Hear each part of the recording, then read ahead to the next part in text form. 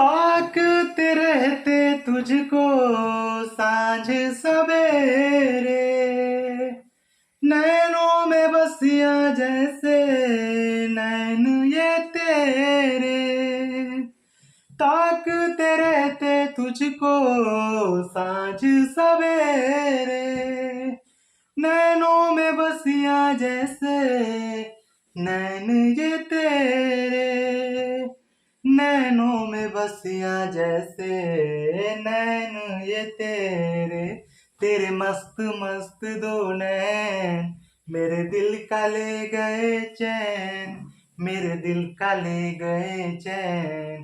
तेरे मस्त मस्त दो नैन, तेरे मस्त मस्त दो नैन मेरे दिल का ले गए चैन, मेरे दिल का ले गए चैन। तेरे मस्त मस्त दो नैन। नमस्कार दोस्तों, मैं अजय यादव आपके अपने YouTube चैनल अजय सुधा क्लासेस पे स्वागत करने के लिए फिर से तैयार हूँ। और आज हम लोग पढ़ने जा रहे हैं कक्षा 10 का जो एनसीईआरटी का बुक है, इसका जो 8.2 लगा रहे थे हम उसमें, तो उसमें ज़्यादा वीडियो बड़ा हो रहा था तो उसको वीडियो को आधे पे छोड़ दिया गया था। जो सवाल बचे हुए हैं उसको हम लोग आगे लगाने जा रहे हैं। आगे लगाने से पहले जो भी हमारे चैनल पे नए लोग हैं, जो भी नए बच्चे आ रहे हैं, नए बच्चे देख रहे हैं वीडियो को, चैनल को सब्सक्राइब कीजिए, वीडियो को लाइक कीजिए, शेयर कीजिए, कमेंट जरूर से कीजिएगा। चलिए हम इसकी शुरुआत करते हैं। तो इसमें क्वेश्चन दिया हुआ है, जो बोर्ड पे लिखा हुआ है क्वेश्चन, कह रहा है कि यदि tan a प्लस बी बराबर √3 और tan a माइनस बी बराबर 1/√3, तब कह रहा है कि जीरो अंश छोटा होगा a प्लस बी से। जीरो अंश का होगा छोटा होगा, यानी कि जीरो अंश से सब बड़े होंगे, या 90 अंश के बराबर होगा, या तो 90 अंश के a प्लस बी बराबर होगा। और दूसरा पूछ रहा है कि a बड़ा होगा b से, तो a और b के मान ज्ञात कीजिए। कहने का मतलब ये है, प्रश्न में ये कह रहा है कि सवाल में ये कहने का मतलब इसका है कि जीरो अंश यानी कि a प्लस बी का जो भी मान होगा वो जीरो अंश से बड़ा होगा और 90 अंश के बराबर हो सकता है, जरूर नहीं कि होगा, हो सकता है, कॉमा a का मान जो होगा b से एकदम बड़ा ही होना चाहिए। ठीक है, चलिए तो a और b के मान ज्ञात कीजिए। तो a और b के मान ज्ञात करना है, तो इसको हम लोग शुरू करते हैं सॉल्व करना। चलिए पहले हम लिखेंगे हल, प्रश्न को हल करते हैं। चलिए कैसे हल करते हैं, लिखेंगे tan a प्लस बी बराबर √3। ठीक है, आज देखिए हम लोग अभी नेक्स्ट वीडियो में हम लोग क्या किए थे कि सभी अंशों के मान tan के, चाहे cos के, चाहे sin को, सभी का मान निकालना सीखे थे। तो चलिए उसमें से हमको याद करना है, आप लोग को याद करना पड़ेगा। चलिए लिखते हैं tan a प्लस बी, तो tan a प्लस बी यानी करड़ी में 3 दिया है, √3 दिया है, तो ये tan 60 अंश का मान होता है। कितने का मान होता है? tan 60 अंश का मान होगा। ठीक है, तो देखिए इधर भी tan, इधर भी tan से tan कैंसिल कर देंगे, जानते हैं ना, यानी कि ये गुणा में इधर जाएगा तो क्या हो जाएगा, भाग में हो जाएगा तो कट जाएगा, चाहे ऐसे ही कटा सकते हैं। यहां से हमें मिल गया a प्लस बी बराबर 60 अंश। ये समीकरण हमारा क्या हो गया, 1 हो गया। ठीक है, समझ में आया। चलिए अब दूसरा बात क्या कह रहा है कि tan a माइनस बी बराबर 1/3। अच्छा लिखेंगे इसको, tan a माइनस बी बराबर 1/3 मान जो होता है ये tan 30 अंश का मान होता है, tan 30 अंश। तो देखिए इधर भी tan, इधर भी tan से tan कट जाएगा, तो a माइनस बी बराबर 30 अंश। ठीक है, ये समीकरण 2 हो गया।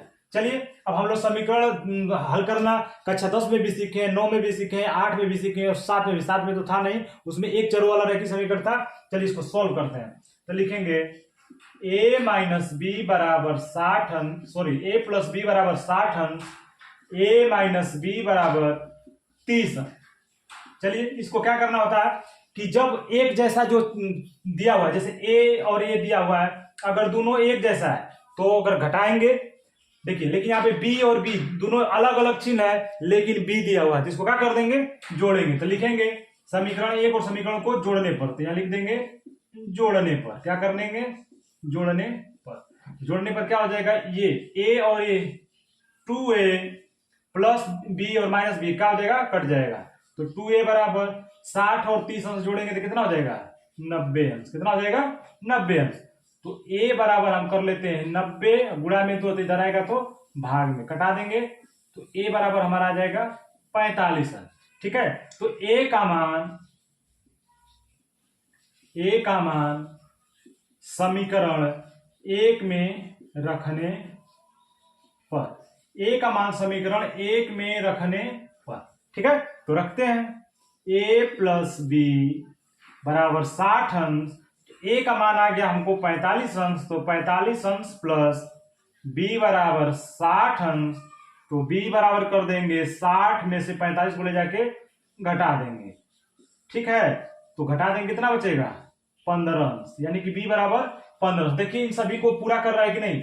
अब यहाँ पे पूछ रहा था कि 0 से बड़ा होना चाहिए ए प्लस बी, तो ए का मान 45 और बी का मान 15, तो जोड़ देंगे 60 अंश हो जाएगा।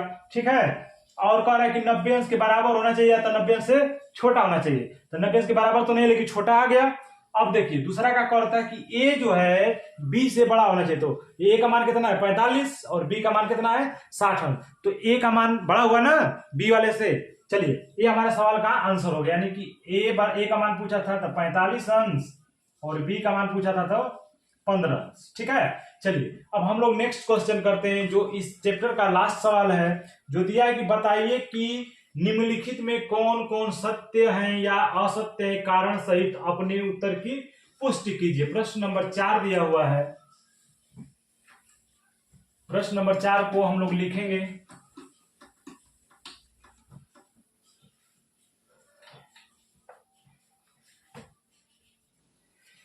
चलिए प्रश्न नंबर 4 में कह रहा था कि इसमें लिखा हुआ है कि बताइए कि, बुक को रख देते हैं, बताइए कि निम्नलिखित में कौन सत्य है या असत्य है, कारण सहित अपने उत्तर की पुष्टि कीजिए। यानी कि किसी भी सवाल को मतलब इसमें दे दिया है, इसमें से हमको सत्य या असत्य छांटना है और उसका कारण भी बता के, छाटेंगे नहीं बिना बताए, इसको करना नहीं है, बता के करना है। चलिए देखिए करते हैं इसको।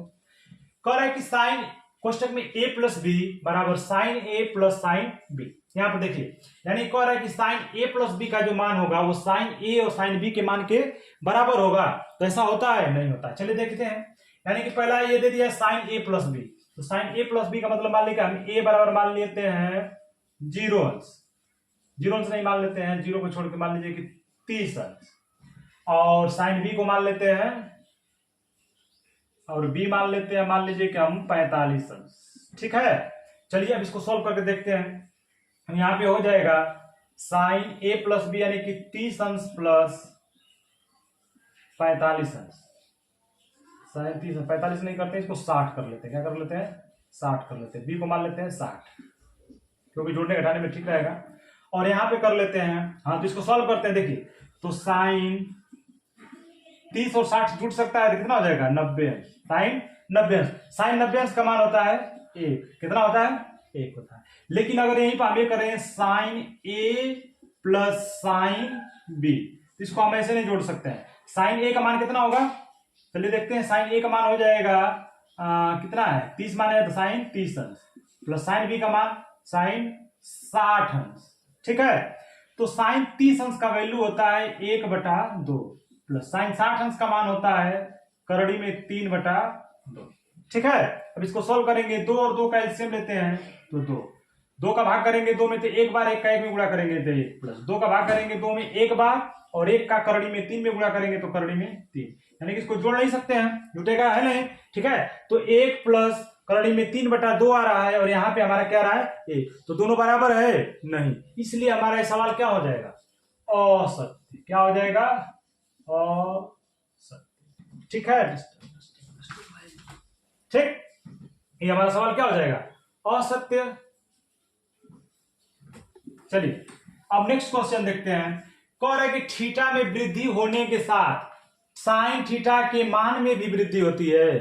बताइए, थीटा में वृद्धि होने के साथ साइन थीटा के मान में भी वृद्धि होती है। तो देखिए साइन 0 अंश, साइन 30 अंश, साइन 45 अंश, साइन 60 अंश और साइन 90 अंश। ठीक है, चलिए शुरू करते हैं। साइन 0 अंश का मान होता है 0, साइन 30 अंश का मान होता है 1/2, साइन 45 अंश का मान होता है 1/2 में 2। साइन 60 अंश का मान हो जाता है करड़ी में 3/2, यहाँ पे हो जाता है 1। देखिए ये सब क्या है, 1 से छोटे हैं, क्या है, ये सब 1 से छोटे हैं, ठीक है। तो इसका मान हमेशा क्या होगा, जैसे जैसे साइन का मान बढ़ता जाएगा उसी तरह क्या हो जाएगा, थीटा के मान भी बढ़ते जाएंगे। तो ये क्या कर वृद्धि होती है, तो सही है ना, सही है भाई, ये सत्य हो गया, हमारा क्या हो जाएगा, सत्य।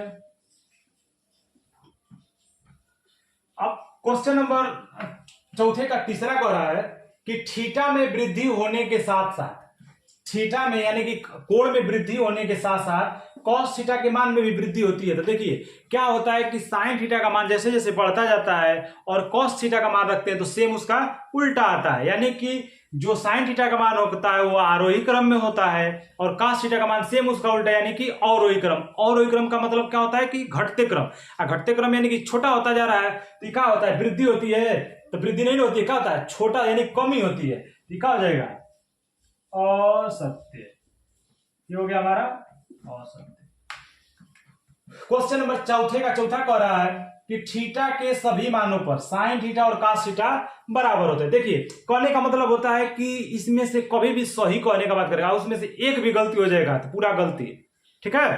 तो जैसे कह रहा है कि साइन थीटा बराबर कॉस थीटा, तो केवल साइन 45 अंश और कॉस 45 अंश के मान बराबर होते हैं, बाकी के सभी एक दूसरे के क्या होते हैं, विपरीत होते हैं। साइन 0 अंश का मान जो होगा वो कॉस 90 अंश का मान होगा, साइन 30 अंश का मान जो होगा वो कॉस 60 अंश का मान होगा, बराबर नहीं होते हैं, केवल साइन 45 अंश और कॉस 45 अंश के मान बराबर होते हैं। तो ये हमेशा, देखिए इसका कहने का मतलब कभी कभी हो रहा है, हमेशा नहीं हो रहा है, लेकिन हमेशा वाला में लेके हमेशा में क्या हो रहा है, तो हमेशा में नहीं होता है, कभी कभी होता है, ठीक है। तो ये भी हमारा क्या हो जाएगा, असत्य। क्या हो जाएगा, असत्य। नेक्स्ट क्वेश्चन कह रहा है कि ए बराबर 0 अंश पर, ए बराबर 0 अंश पर कॉट ए परिभाषित नहीं है, यानी कि कॉट 0 अंश का मान कितना होता है, तो कॉट 0 अंश का मान होता है अपरिभाषित। क्या होता है, अपरिभाषित। बात यही कह भी रहा है ना कि परिभाषित नहीं है, यानी कि अपरिभाषित है, तो अपरिभाषित का मतलब कौन सी है, सही है, तो लिख देंगे सत्य।